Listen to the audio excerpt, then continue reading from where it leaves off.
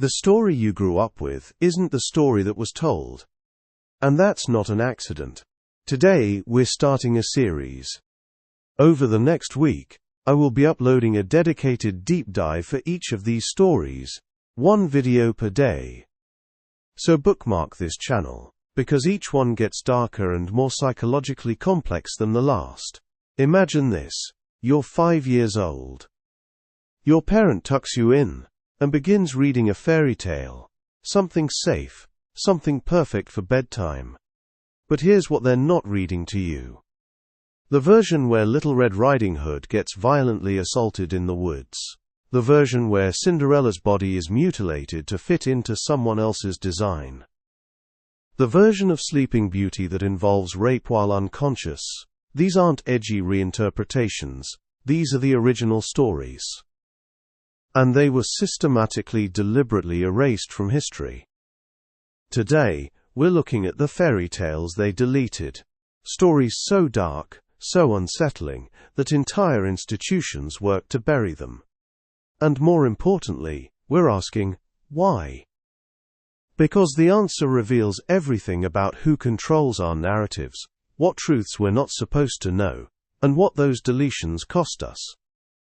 If you're here for stories that don't pull punches, that dig into the shadow side of the narratives that shaped us, you're in the right place.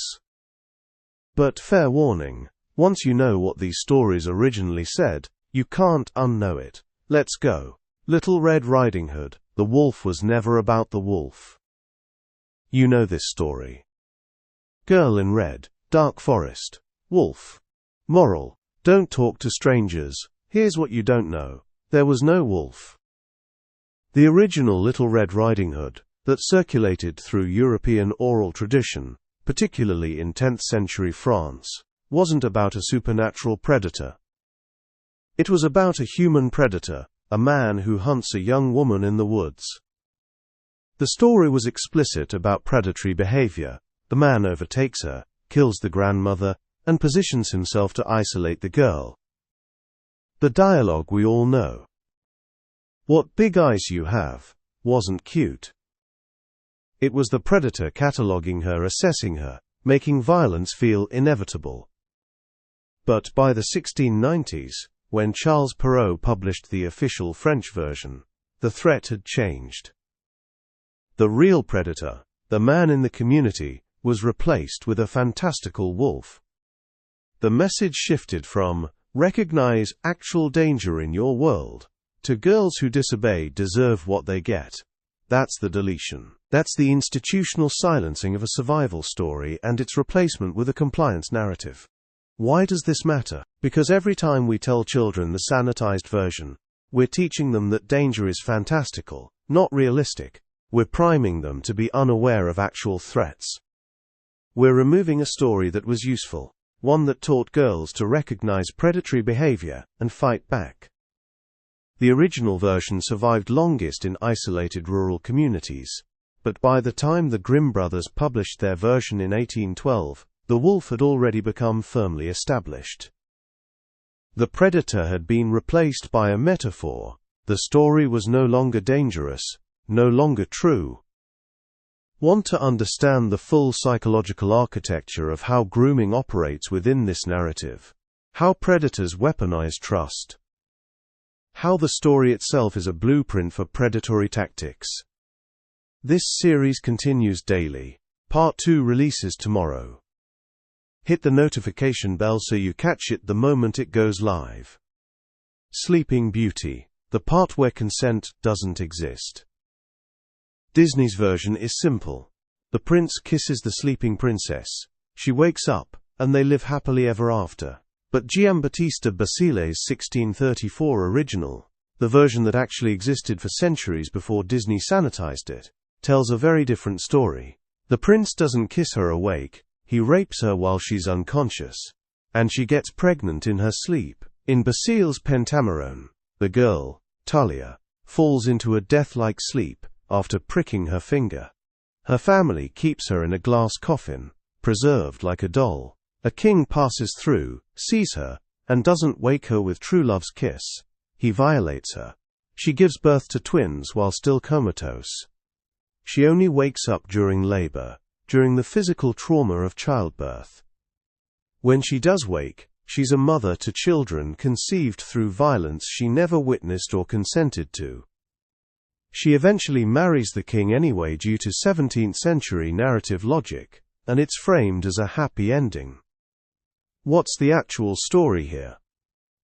It's about women's bodies as property, about how awakening can mean waking up to violation, about how salvation might come through trauma, not despite it. When Perrault rewrote it in 1697, he changed the central mechanism. A curse, but a magical kiss as awakening, romantic instead of predatory. The king still falls in love while she's asleep, but now, it's fated, not violent. It's destiny, not predation. By the time Disney animated it, Sleeping Beauty was asleep for 16 minutes of screen time. The framework had shifted so completely that the original violence became invisible. But here's what got erased: a story about the systemic objectification of women's bodies. The original was uncomfortable and true. The sanitized version was pretty and wrong. This series continues daily. Hit the notification bell so you catch it the moment it goes live. Cinderella, the feet that didn't fit. Glass slipper, perfect fit. Destiny. True love. Except in the original versions, particularly in the Grimm brothers' Aschenputtel, and in older oral traditions, the slipper didn't fit perfectly. And the women of the household mutilated themselves trying to make it fit. They cut their heels, they cut their toes, they bled into the shoe to shrink themselves into it. They were willing to permanently alter their bodies to fit into the space the prince had defined as desirable. In some versions, the prince marries the wrong woman, because he doesn't realize she's mutilated herself. He thinks she's a perfect match until pigeons point out the blood. Only then does the deception become clear. Why is that detail crucial? Because it's a story about coercion and bodily autonomy. It's about how women are taught to alter themselves, hurt themselves, erase themselves to fit into masculine desire. It's about the violence of being the right fit for someone else's expectations. The sanitized version removes all of that. In Perrault's 1697 version, the slipper fits perfectly, because Cinderella's body is naturally correct. There's no mutilation, no desperation, no violence. Just destiny, and the fantasy of perfect alignment. Which version teaches girls something real about their relationship to their own bodies? The one where they learn they might need to cut themselves apart to fit? Or the one where they believe they're magically perfect exactly as they are? The Victorian era needed compliant girls, not girls who understood bodily autonomy. So the story that revealed self-mutilation was deleted. The story that suggested women's bodies naturally fit into men's designs became the official narrative. There's more to unpack here than what I've covered. The next video goes deeper into the psychology. If you don't want to miss it, subscribe. Hansel and Gretel, Starvation and What It Makes People Do. Breadcrumbs. Candy house. Witch. Sister pushes the witch into the oven. Happy ending. That's the Grimm version. Safe. Psychological. Good triumphs. But the original oral traditions, particularly in Germanic regions where famine was a recurring reality, tell a story about survival cannibalism. The witch collecting children in the forest isn't clearly evil. She's a woman living alone, and she's collecting children in a time of genuine resource scarcity. There are hints in the darkest versions of what she's doing with them, not in a supernatural way, but in a viscerally real way. The candy house. That's not fantasy.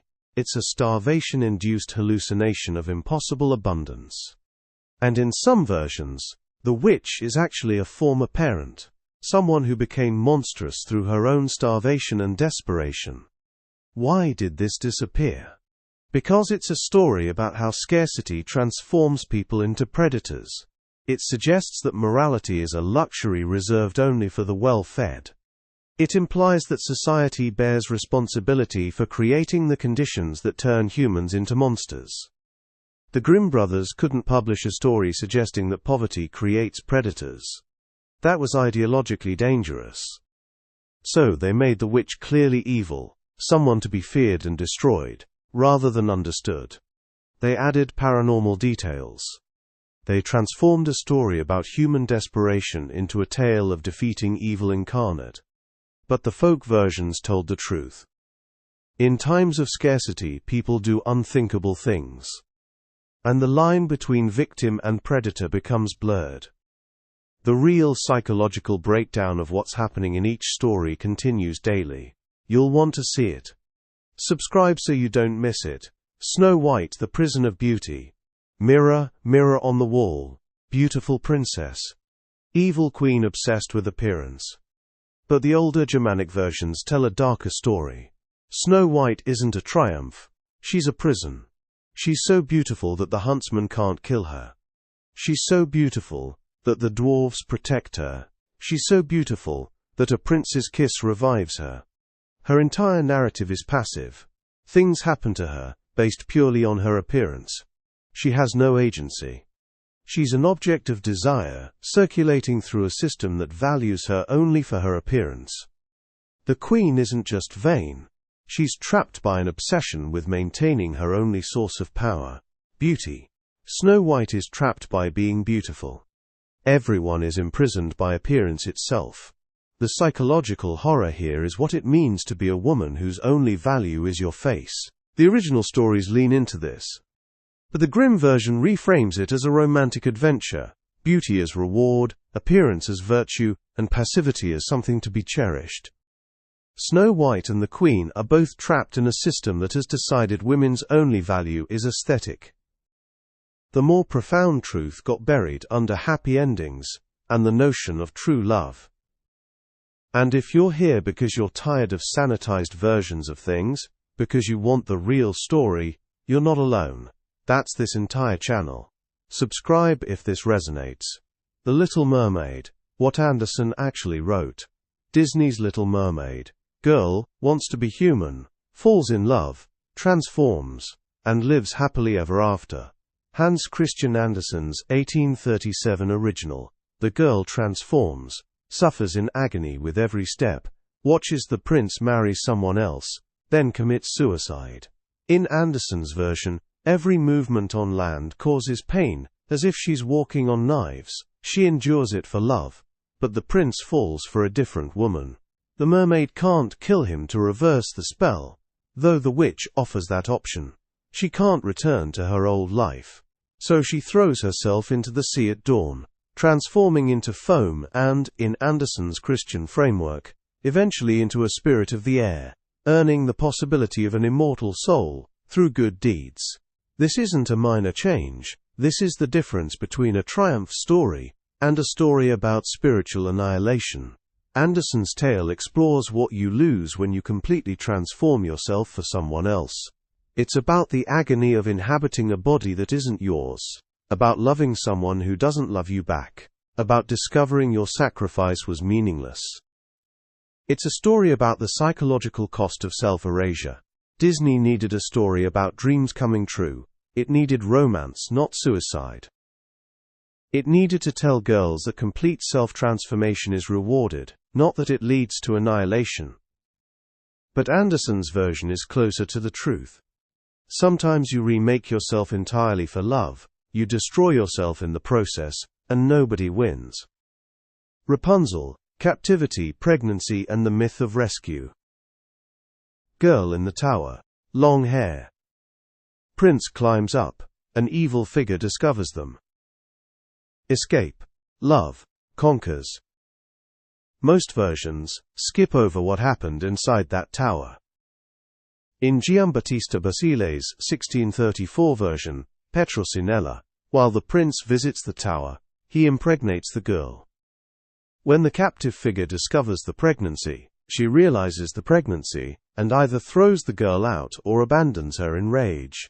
The girl wanders the forest pregnant, alone, traumatized. She's carrying a child that resulted from a relationship that was already transgressive, already happening in captivity. She's not rescued by love, she's further traumatized by it. Why does this detail exist in the original and vanish from modern versions? Because it complicates the romance narrative. It moves the story away from love conquers captivity, and into the territory of unwanted pregnancy, bodily autonomy, and how trauma creates permanent consequences. Modern versions sanitize this entirely. Now there's romantic tension, maybe a kiss, but nothing happens until after escape. The story becomes about loyalty transcending imprisonment, not about what happens to a woman's body inside an imprisoning relationship. But the original suggests something darker. Even rescue doesn't erase previous violation. The woman still has to carry the child, she still has to survive with her own strength. A happy ending doesn't retroactively undo trauma. The sanitized versions let us believe that once the prince arrives, everything is fine. But the original insists that rescue doesn't erase what came before. Before we wrap up, if this is hitting you, if you're hungry for stories that don't look away from darkness, subscribe right now. This is what we do here. We delve into the shadow narratives, the deleted versions, the truths that institutions tried to bury. And here's what I want from you. Drop a comment. Which of these stories hits hardest? Which version did you grow up with? And how does knowing the original change the way you see it? Because I genuinely want to know which deletions resonate with you, which narratives you're most curious about. And if you want the deep psychological analysis, the full exploration of grooming tactics, maternal narcissism, embodied trauma, archetypal predators, all of those dedicated videos are linked. That's where we go really dark. Okay, final thoughts. So here's what we know. Every one of these stories was changed, rewritten or erased, because the originals were too unsettling, too honest, too useful as warnings. The deletions weren't accidents, they were ideological choices, decisions about what truths could be safely told, and what truths needed to be buried. And the fairy tales we're told shape everything. They teach us what to value, what to fear, what to desire. When those stories are systematically rewritten, to be less violent, less true, we lose something. We lose the capacity to recognize actual patterns in the world. Your appetite for the real versions? That's not disturbing. That's essential. Subscribe. Watch the deep dives. Find the original texts. Ask yourself, why was this deleted? What truth was being protected? This series continues daily. Hit the notification bell so you catch it the moment it goes live. Thank you for watching. See you in the next video.